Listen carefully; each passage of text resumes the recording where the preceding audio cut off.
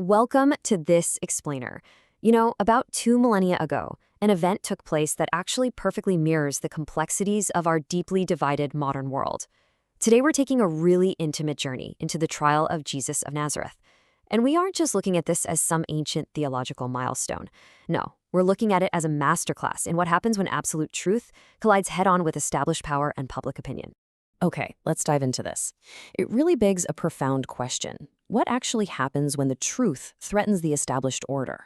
Think of it like a mental model. Whenever leaders feel their authority starting to slip, falsehoods suddenly become their defensive shield. They deploy these untruths basically to protect the status quo and completely silence the threat of reality. To help guide us through all of this, we're going to use a philosophy drawn from our source material known as Papa's take. Think of Papa as our lens here. He helps us map the ancient outrage of this historical trial directly onto our modern struggles with open media and political spin. Because, let's face it, it's a massive paradox. We live in this era of limitless information, yet we're constantly trying to navigate through a really dense forest of manipulated narratives. Papa actually summarizes this perfectly. He says, truth often gets pushed aside. It becomes about self-attention, criticism for its own sake, or even falsehoods used to gain power. Imagine a rising tide of digital noise. In today's open media environment, secular leaders and influencers often just ride that tide, right? They amplify untruths simply to sustain their own control. And the fascinating thing is, the historical trial we're analyzing today, it is literally the original blueprint for this exact kind of manipulation. Now, the events of that particular Friday moved with terrifying orchestrated speed. At daybreak, Jesus faces the Sanhedrin. By morning, he's dragged before the Roman governor, Pontius Pilate. Midday brings this intense interrogation by King Herod, and then, by the afternoon, Pilate issues a final verdict. It's this rapidly shifting, totally unsettled landscape of back-to-back accusations, and it was designed entirely to keep the victim completely off balance. Now, what's really interesting here is the stark gap between what the leaders actually feared and what they claimed. The religious leaders were absolutely terrified of losing their cultural status and their income because of Jesus' teachings. But Rome couldn't care less about local religious disputes. So what do the leaders do? They weaponize a political lie. They fabricate a charge of sedition, basically claiming Jesus opposed Caesar's taxes, using a complete political untruth to eliminate a threat to their own power. So when the Sanhedrin demanded, "If you were the Christ, tell us," we had to understand that this wasn't an honest search for the truth. Not at all. It was a calculated entrapment. They knew full well that Jesus wouldn't be believed regardless of how he answered. This council was basically the ultimate echo chamber, completely sealed off by jealousy and a desperate grip on control. The verdict was totally predetermined. They literally just needed the soundbite.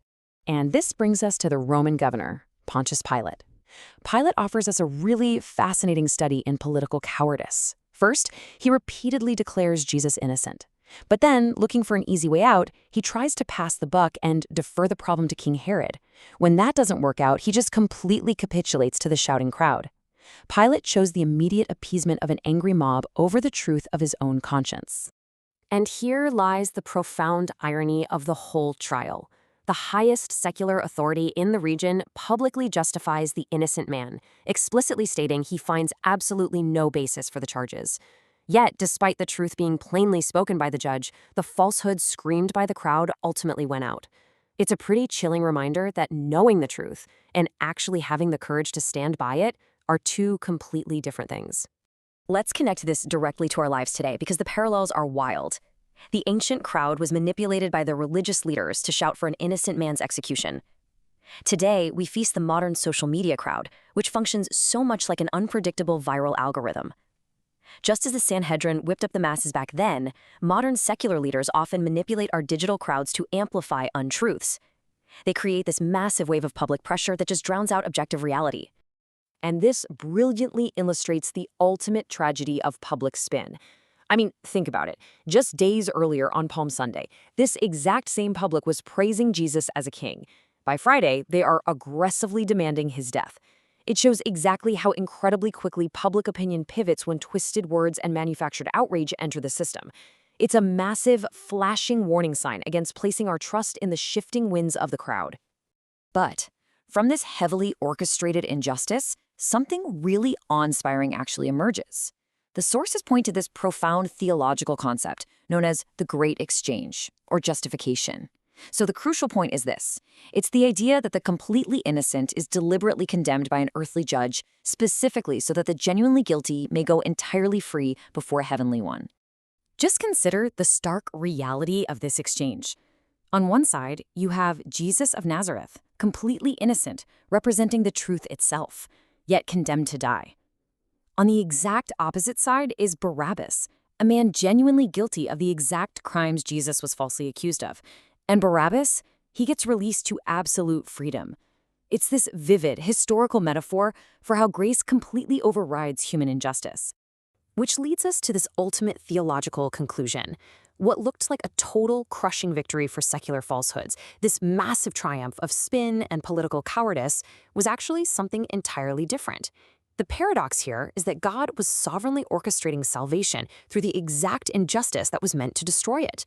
The absolute worst of human nature was utilized to accomplish the greatest act of grace. So as we start wrapping up this explainer, let's look at a few final landmarks from our journey together. First, truth simply remains true, regardless of how loudly the crowd rejects it. Second, power, when it's detached from righteousness, inevitably breeds injustice. And that's true whether we're talking about a first-century courtyard or a modern media platform. And finally, real peace doesn't come from controlling the narrative. It requires trusting a plan much, much larger than ourselves. Which brings us right back to Papa's wisdom. He writes, "We cannot trust the shifting opinions of people. We must trust the truth of God's plan for us." Whether we're navigating the political spin of the ancient world or just the overwhelming, relentless noise of today's digital algorithms, our anchor remains exactly the same. True peace comes from stepping completely out of the echo chamber and submitting to a higher truth.